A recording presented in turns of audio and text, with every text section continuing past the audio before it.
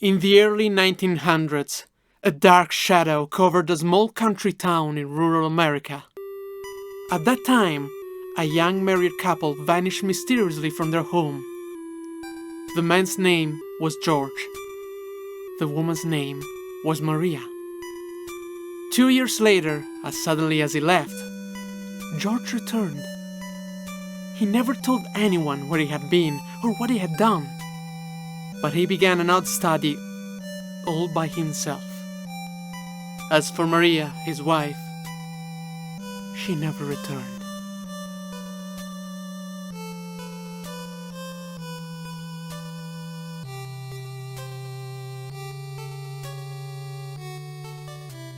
Hello everyone and welcome to the first episode of Re-Illusions, where I pick up different pieces of media through their history to tell their story to audiences that may or may not know them. It's my first video, I'm nervous as fuck, so let's kick things off before I start sweating bullets in front of the camera. See, I've always been passionate about things like video games, animation, tokusatsu, movies and more. I like to just dive into the passion, the fun, the adventure, the positive messages. I like to think I can use the strong emotions not only for mere escapism, but also to face reality better and improve myself as a person. But I'm going on a tangent here. When talking about video games in particular, have you ever wondered when the media started to make people feel invested through emotional narrative? In that regard, video games had humble origins, starting as very simple concepts that repeated over and over again, mostly challenging the player to last as long as possible. With time, games evolved in more ambitious projects that wanted to feel more like full-fledged adventures with a defined start and end. Whether that be saving a princess from a fire-breathing dragon turtle, defeating an army of crazed robots, or replenishing the energy of 4 elemental crystals. But when is it that developers put a real focus over the narrative itself? The examples I mentioned were very simple stories, very emotion-driven, mind you, but that emotion came through the controller and the action itself. It pretty much excited players through concepts and the abstraction of the situation, which had its own amazing evolution in gaming, but that's another story altogether. Narrative in video games started to evolve by the second half of the 80s and the start of the 90s, as the advancement of technologies gave developers a way to focus on plots that could be more complex in nature. This is the time period that gave us classics like Final Fantasy IV, Chrono Trigger, or the hilariously written graphic adventures of LucasArts and Sierra Games. Nowadays, narrative in video games make leaps and bounds, with many of them developing through the course of different titles, becoming complex sagas that people enjoy for years. Of course, some of them pushed a little too hard on the complexity, to the point that things became... yeah... maybe I'll tell that story too. One of the first experiments of a more ambitious narrative for a video game saw the light on the Nintendo Famicom. An experiment that spawned a series that influenced game creators for decades. And the funniest thing? The first title in this series, released in Japan in 1989, has never officially reached the Western world until 2015. We're in the 80s! The Famicom, Nintendo's first system, is at its peak, when at their door, this strange little man appears. Shigesato Itoi, and we're getting weird right from the start. See, Itoi is really hard to categorize as a person. First of all, despite helming one of the most beloved RPG series ever, he's not a game developer at all, and before his first title, had zero experience with the job. Itoi is more of a jack of all trades. He's fairly popular in Japan, and through his life, he has been a writer, a lyricist, a philosopher, a TV personality, and even a voice actor, taking the role of Satsuki's father in My Neighbor Totoro from Studio Ghibli. And he even launched a sort of Instagram focused on pets called Dokonoko. You might be wondering, how the hell did this guy end up working on a video game of all things? It looks like we owe everything to a fluke. It is during a certain sickness that Itoi spent days playing Dragon Quest III, a game that back then was insanely popular in Japan. While playing through the next title, Itoi couldn't help but imagine how he would have tackled a game like this, and the more he played, the more his ambition grew. He himself admitted he felt some envy toward the game developers, able to craft those little, wonderful electronic worlds. This played a big part in causing an idea starting to take shape in Itoi's mind. See, while envy is a totally negative thought, sometimes the strength of an artist lies into turning that envy in a positive drive to seek motivation to improve themselves or do wonderful things. It's all a matter of making the best out of a bad situation. Turn that stupid negative rage into positive energy and sink the dream!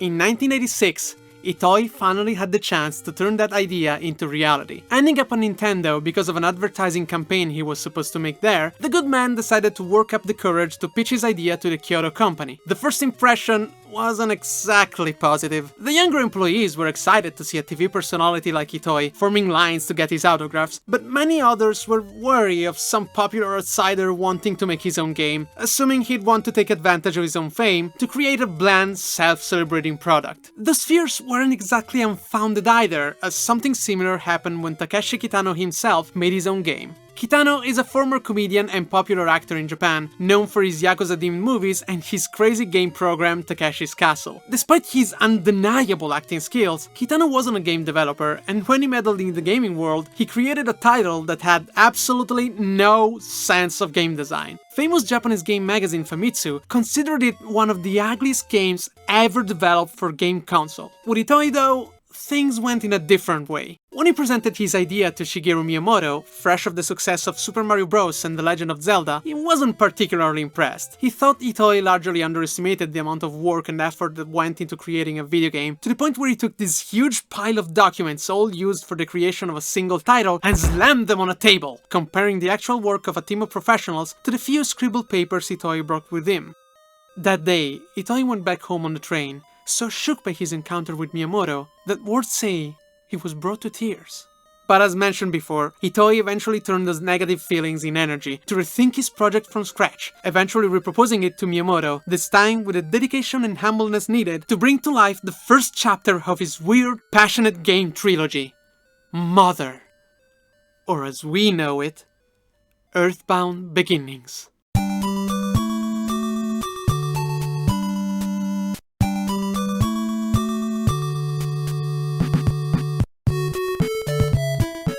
Earthbound Beginnings was originally released on Famicom in 1989. This classic turn-based RPG title was even slated for the West back then, with the localization work pretty much complete. But with Nintendo already moving on to the Super Nintendo, in the end they decided to let the localization project go and instead bring over its sequel, Mother 2. Here simply known as Earthbound. Despite the presence of fan translations roaming around the internet, Earthbound Beginnings finally saw the Western light in 2015 on Wii U, announced during the Nintendo World Championship by Shigesato Itoi himself, 26 years after the original release. Of course, one has to wonder, who'd have the patience to wait even 1 decade for a video game? Yeah, that one, yes, okay. Alright, that one, good point. That wasn't even good, right? Alright, that's alright! But let's start talking about the game. After asking the player to name its main characters, Earthbound Beginnings starts with a brief story of George and Maria, a young couple of the early 1900s who suddenly disappear, leaving no trace. Years later, George shows back up, telling no one where he has been or where Maria is, instead diving into some mysterious research that he never stopped pursuing until his death. 80 years later, in the town of Podunk, we find Ninten, a young boy, suddenly attacked in his own house by a series of poltergeists possessing the objects around the house. That's far from being the only supernatural event happening though, as all over the world, strange phenomena are taking place. Alien sightings, animals gone wild, corpses rising from their graves, disappearances, and mysterious epidemics. After getting rid of the poltergeist, Ninten receives a call from his father, who, without too much of an explanation, encourages him to go on an adventure to find out what's happening and save the world. Jeez, I wish my parents would give me that much freedom when I was a kid. Alright, Mom, I'm leaving. See you later. Where do you think you're going dressed like that? Put on some layers. Do you want to catch a cold? And don't accept any vaccines from strangers. Yes, Mom. As Ninten leaves his home, he'll start a bizarre but adventurous journey, in which the young boy will be able to learn mysterious psychic powers and will meet different allies, like Lloyd, a shy nerdy boy who's very good with explosives, and Anna, a delicate-looking but strong-willed girl who'll help Ninten discover the truth behind the strange events that are sending the world in a panic.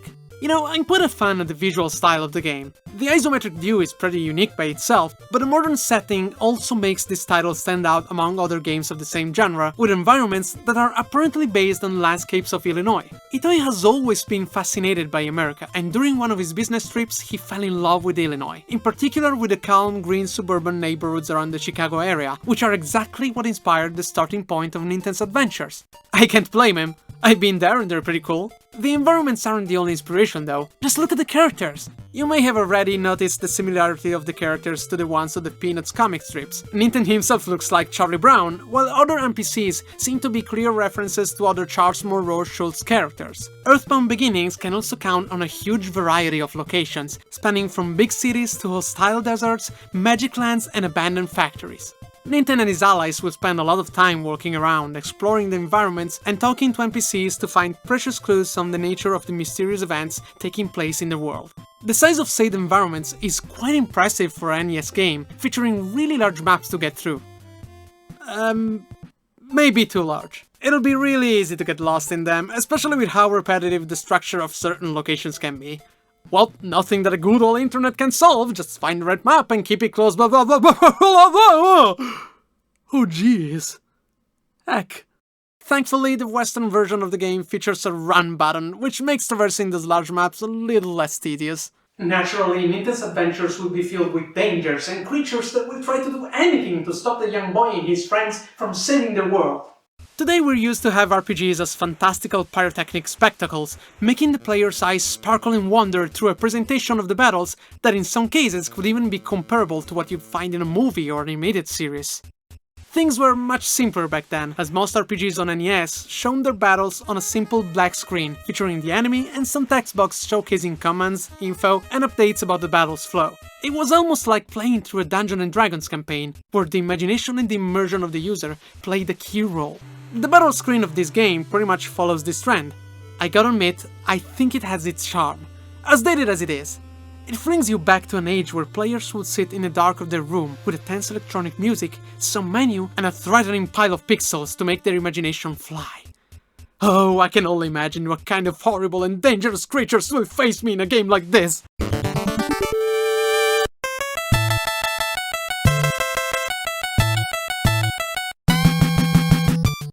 Yeah.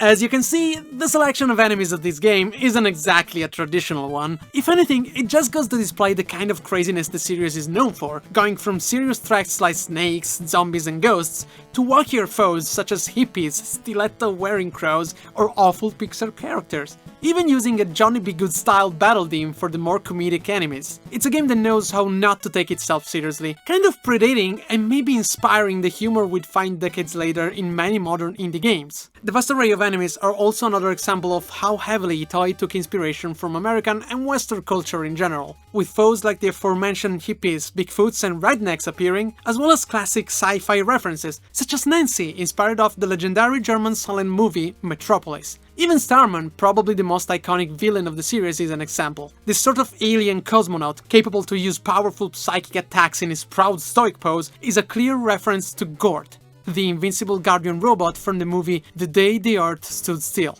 One of my favorites! The fighting in the game used a standard turn-based battle system for the time, with the biggest difference being how some of the playable characters could learn special psychic powers simply known as Psy, which pretty much replaced what would be magical spells in any other RPG. It's worth noting that Ninten, as the main character, isn't able to learn any offensive Psy power, instead relying on support abilities, like healing, buffing allies, or weakening foes. This is a conscious choice of the dev team, in line with Ninten as a character who, despite being the silent type, is presented as a kind boy, always willing to help others. The role of main Psy damage dealer is instead given to Anna, while Lloyd will rely on special items like rockets or bombs bought in shops. You might find this crazy, but remember, the game is set in America, the land that used to sell actual guns as toys for children. I don't know, find that pretty realistic. The combat in general is good enough, and the good variety of Psy powers and abilities given to the player make for a fun strategic experience, in which the management of resources play a key role. Being Itoi's first game though, Earthbound Beginnings is really unbalanced in terms of difficulty, as the game will tend to force the player to stop for long drawn sessions of level grinding. The first part of the game in particular will probably be tedious for beginners of the genre, having only Ninten as sole member of the party. And even when recruiting new allies, the relief will be short-lived, probably replaced by horror once you realize that every new character added to the party will always start at level freaking 1! Damn it! I'm out of healing items. I'm all alone. You're not alone, man! Let's do this together! Oh yeah, alright!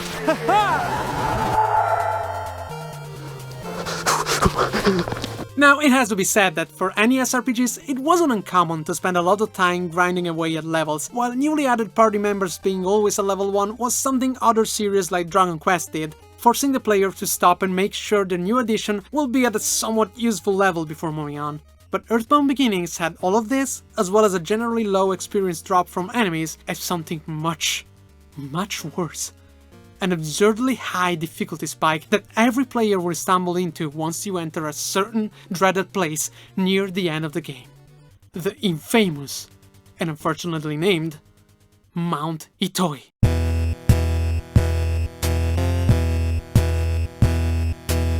Mount Itoi is home to the most powerful enemies of the game, a place you won't be able to withstand easily, even making sure to grind levels regularly. It's a section of the game where players are forced to play a helplessly defensive strategy, keeping on running from battles and healing constantly while rushing toward the exit of this 8-bit hell. But what's the reason of this cruel difficulty spike?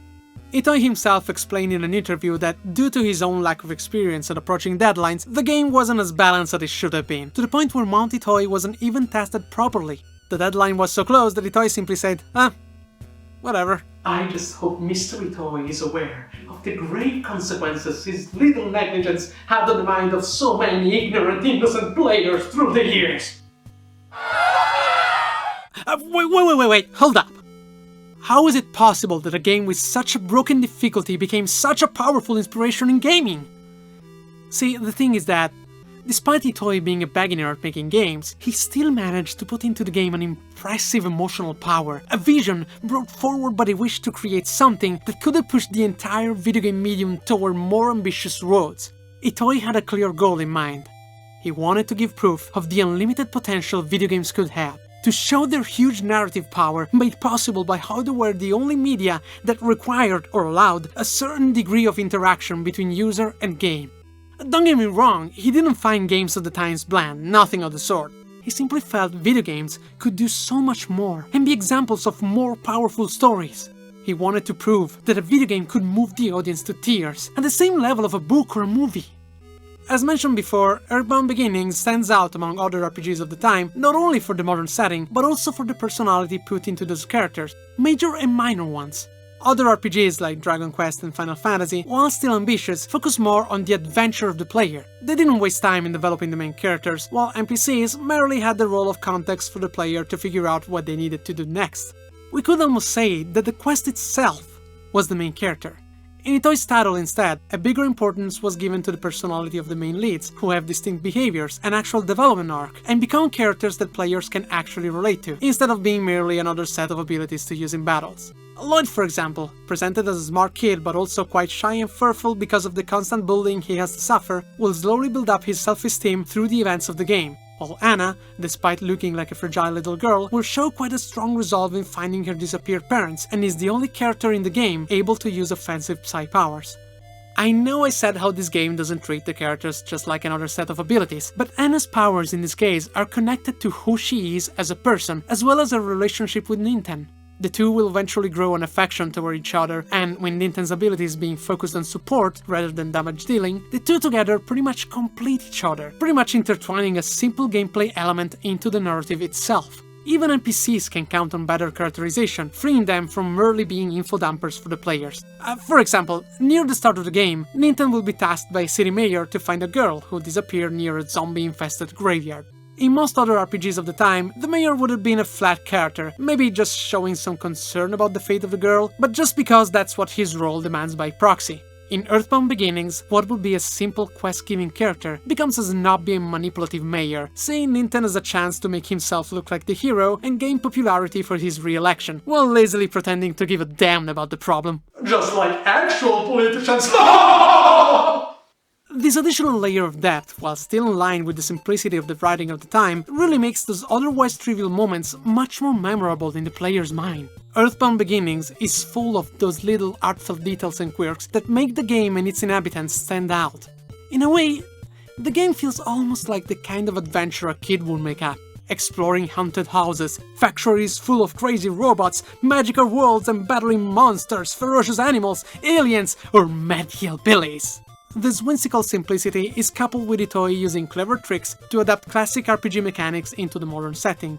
Looking for weapons? Visit the local mall to get baseball bats, fireworks or slingshots. Need healing items? Just drop by some burger place to harness the power of junk food.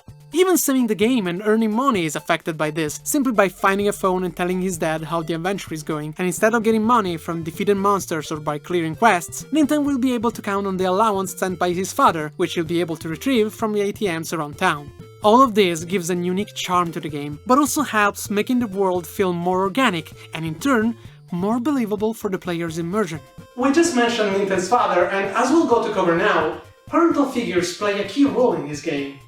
For this distant dad, Itoi took inspiration from his own life experience, having spent most of his childhood with his mom, while his dad was this constantly absent figure and only available through phone calls, which are some of the most vivid memories of Itoi's relationship with his father. This sort of emotional gap between his father and mother became one of the strongest themes in the series. The first game in particular disguises itself as a light-hearted childlike adventure, but in reality, there's an emotionally complex side to it, which rides this fine line between being tragic and yet somewhat sweet.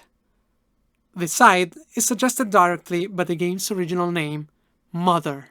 Now, I got to warn you, we're about to enter heavy spoiler territory. I think it's crucial to talk about the final bits of the game to really understand what made it so special. So if you'd rather not want to get spoiled, please stop watching here. Stay here. Let's rock. To fully comprehend the whole scope of the game and the influence it had on different players and developers through the years, we have to consider how this little weird RPG was among the first video games ever to bring out a very specific emotion: empathy. That side of us that can connect to other people's emotions, make us able to understand their joy, their sorrow, their passions and frustrations. In Earthbound Beginnings, empathy is the reason, the theme, and the goal of the adventure. Since the very first seconds of the game, until the final screen, empathy absolutely dominates the atmosphere around the player. The game may have a simplistic and naive writing compared to today's standards, yet it manages to feel so sweet. So sweet and kind in a very genuine way. During his journey with Anne and Lloyd, Ninten will witness big and small events, but among the most important ones, what stands out is his arrival in Magicant. Early in the game, Ninten will enter a portal that will bring him in this whimsical, dreamy world. Exploring around, Ninten will eventually meet the ruler of this land, Queen Mary. If you paid attention, this name may ring a bell. Mary welcomes Ninten and tells him about weird recurring nightmares she has, as well as a melody that keeps echoing in her head but can't recall in its entirety. During the game, Ninten will find pieces of this song scattered around the world. The song is simply known as the 8 Melodies. Pushing forward in the game, Ninten and his friends find out that all of the supernatural events plaguing the planet are all conquest efforts linked to an alien being called Jige, who resides on top of Mount Itoi. And it looks like the 8 Melodies will play a role in their chances to stop his plans. The group finds the last piece of the 8 Melodies on the peak of Mount Itoi, in front of a tombstone belonging to Ninten's grandfather, George. The very same George who was abducted with his wife decades earlier. The kids are then teleported back to Magicant, finally able to let the Queen hear the complete composition.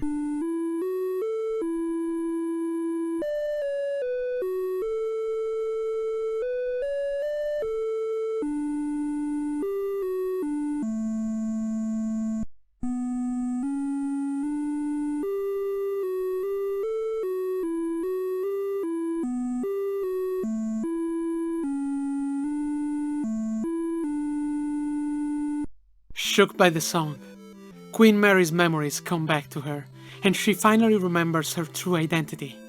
Queen Mary is none other than Maria, George's wife and Ninten's grandmother who, after being abducted with her husband by aliens years before, found themselves caring for a very young Jige as if he was their own child.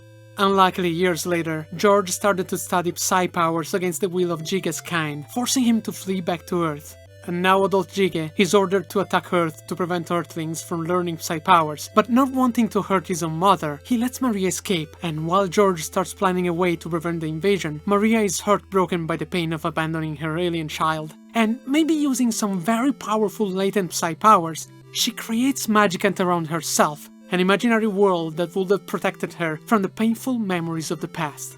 The 8 Melodies are nothing more than the lullaby she sang to Jige when he was little, and after hearing it again, the illusion of magic crumbles down, and overtaken by pain, Maria dies after entrusting Ninten, Anna and Lloyd with the melodies and the destiny of the world.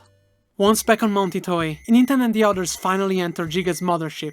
This is where the most important scene of the game takes place. After finding all of the disappeared people, including Anna's parents, imprisoned in sleeping capsules inside the ship, the kids face Jige himself, who, despite his conquest plans, declares to be incredibly thankful for the upbringing his adoptive parents gave him and proposes Ninten to join him, promising he'd spare his life. Of course, Ninten refuses, and enraged, Jige starts the final battle!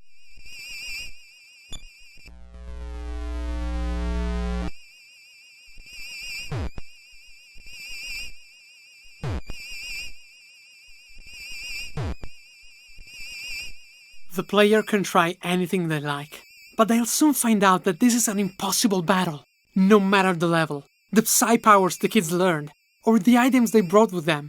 Jige is pretty much invincible toward any kind of offensive, and the group can only act defensively, trying to resist the first and mysterious psychic assaults of this alien being. This isn't right. There must be a way. Maybe an alternative to fighting. Maybe a primal, ancient act of kindness that could be able to stop this invincible being.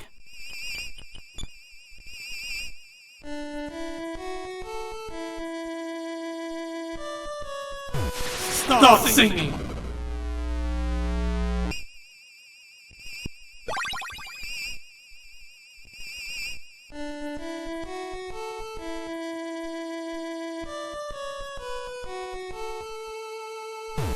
Stop singing!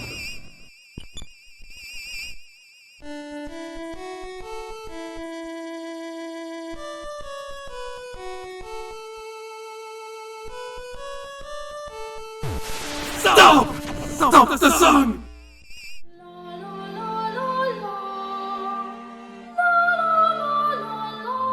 Stop it! Stop that song!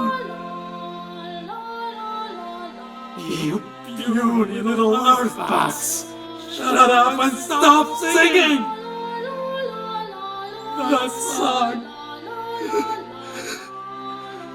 Stop it!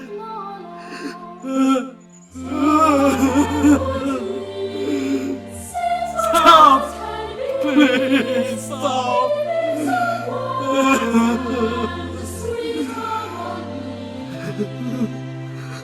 How could I be defeated by a song like that? I will sometime. Ninten, we shall meet again! Overtaken by the pain of the memories brought back in his mind by the 8 melodies, Jige falls in an emotional breakdown and retires his army, leaving Earth, defeated by the lullaby his mom sang him every night, by the memory of a motherly kindness that will never, ever come back. Now, this is just a simple theory, but seeing the main villain show a very close relationship with his mother, while his father was distant and unreachable, I feel like Hitoi put a little piece of himself in both Ninten and Jige. Though while the human boy developed into a well-meaning kind character, Jige became resentful of his father for abandoning him, instead growing even closer to his mother, to the point where this relationship became the exact undoing of his plans of conquer. It's kind of like Hitoi wanted to show off the conflicting feelings he could have had about his distant father, and the negative thoughts he may have harvested toward him. Jige embodies those thoughts and feelings. It's not uncommon for artists and writers to process their own feelings and traumas through their own art. I wouldn't be surprised if Jige was Hitoi's attempt to rationalize and process his feelings towards his parents. But of course, it's nothing more than a theory. I kinda like to see it this way though. Now though, imagine the impact of an ending like this at the times. A final battle that adopts this completely pacific route, using empathy and emotions as your only weapon, trying to pull at the strings of the heart of the main villain and the player themselves. Despite the age and the dated visuals, the way everything has been portrayed made me shed some real, heartfelt tears as I was getting through this final confrontation. The Japanese ad of the game itself gambled everything on this final act with the catchphrase, "Don't cry until the end."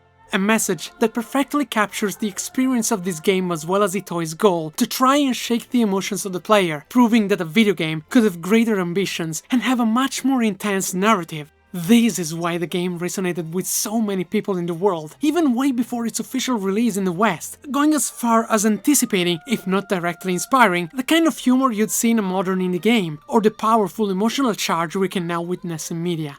Stuff like Undertale, Steven Universe, Pokemon, Omori, and many others. Of course, we owe a big part of this emotional charge to the soundtrack, which for this game had a particular pairing working on it. The music of Earthbound Beginnings was handled by two composers, Hirokazu Tanaka, who we already know for his work in games like the first Metroid and Super Mario Land, and Keiichi Suzuki, a composer from outside the video game field, who through the years working on the soundtracks for Tokyo Godfathers, Uzumaki, and the Outrage trilogy of Takeshi Kitano. Suzuki talked about how difficult it has been for him to work on this game because of the hardware limitations on the Famicom, which could only have 3 notes playing at the same time. This greatly limited the array of sounds Suzuki wanted to achieve, but despite this, working with Tanaka, they gave life to a soundtrack that even today is known as one of the most emotional and iconic ones in the realm of video games. At the times, they really pushed hard on this aspect, going as far as releasing an official version of the soundtrack played out with real instruments, and even vocal pieces in some cases, performed by the very young Catherine Warwick and the St. Paul Cathedral Choir in London. You had a taste of their work during this video, but I greatly recommend listening to the whole album. It just shows how much heart was put into this whole project. And because I love little useless trivia, here's another one for you. During the game, you'll hear a very catchy and goofy tune when entering a shop or mall, which sounds more or less like this.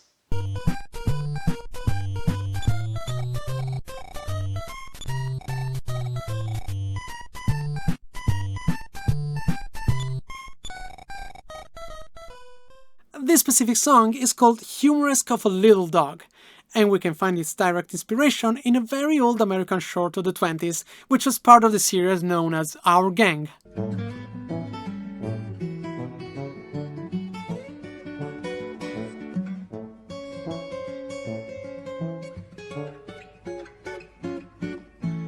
I freaking love this stuff. Anyways, see, this game is far from perfect. It's incredibly unbalanced, especially toward the end, and getting around the game world can be a little tedious if not downright frustrating at times, especially without the use of a map.